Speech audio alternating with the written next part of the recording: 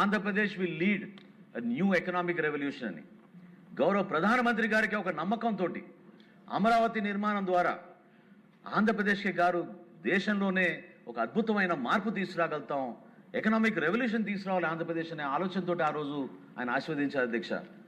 ఆ అనుగుణంగా ప్రతి ఒక్కరూ కూడా కష్టపడి పనిచేయాలి అధ్యక్ష.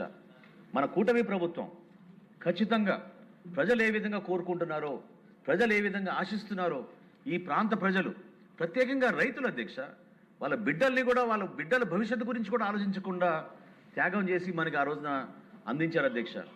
ఎన్నో సందర్భాల్లో మహిళలు వచ్చి పిల్లలు మెడిసిన్ సీట్ ఇంజనీరింగ్ కాలేజీలో చదువుకుంటున్నా కూడా పవన్ కళ్యాణ్ గారితో వేధించుకుని అయినా కానీ మేము మా ఎకరం 2 ఎకరాలు రాజధానికి ఇచ్చేసామండి, అన్యాయం జరుగుతుందనే ఆవేదనతో వాళ్ళు మాట్లాడినప్పుడు ఆ రోజున పవన్ కళ్యాణ్ గారు కేంద్ర ప్రభుత్వంలో ఉన్న పెద్దల్ని కలవాలి, మనం ఎందుకు బాధ్యత లేదనేది మనం ప్రశ్నిద్దాం అని ఆ రోజు మేము ప్రతిపక్షంలో ఉన్న శాసనసభ్యులుగా లేకపోయినా ఒక బాధ్యతగా జనసేన పార్టీ నుంచి పవన్ కళ్యాణ్ గారి నాయకత్వంలో ఢిల్లీకి వెళ్ళి 2-3 సార్లు వాళ్ళతో సమావేశం జరిపి వాళ్ళని నమ్మకం వచ్చే విధంగా కల్పించి ఆ రోజున భారతీయ జనతా పార్టీ కూడా కలిసి వచ్చి ఆంధ్రప్రదేశ్కి ఏకైక రాజధాని అమరావతి ఉండాలి అని తీర్మానం చేసుకుని మనం ముందుకెళ్ళాం అధ్యక్ష.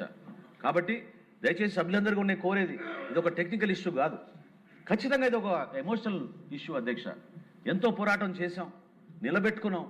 ఇంకా ఇప్పుడు ఈ రోజున మన బాధ్యత మరింత పెరిగింది. గౌరవ ముఖ్యమంత్రి గారు చంద్రబాబు నాయుడు గారి నాయకత్వంలో, అదేవిధంగా మన రాష్ట్ర ఉప ముఖ్యమంత్రి పవన్ కళ్యాణ్ గారి నాయకత్వంలో మన అందరం కూడా కలిసికట్టుగా ఈ ప్రాంతానికి మన రాష్ట్రానికి మేలు జరిగే విధంగా ఒక అంకిత భావంతో ఒక అద్భుతమైన నగరంగా మన అమరావతిని మనం ముందుకు తీసుకెళ్ళాలి, దానికి మనందరూ కూడా సహకరించాలని ప్రజలు కోరుకునే విధంగా మనం కలిసికట్టుగా పనిచేసుకుని ముందుకెళ్దామని మరొకసారి తెలుపుకుంటూ అవకాశం కల్పించినందుకు మీకు ప్రత్యేకంగా ధన్యవాదాలు అధ్యక్ష.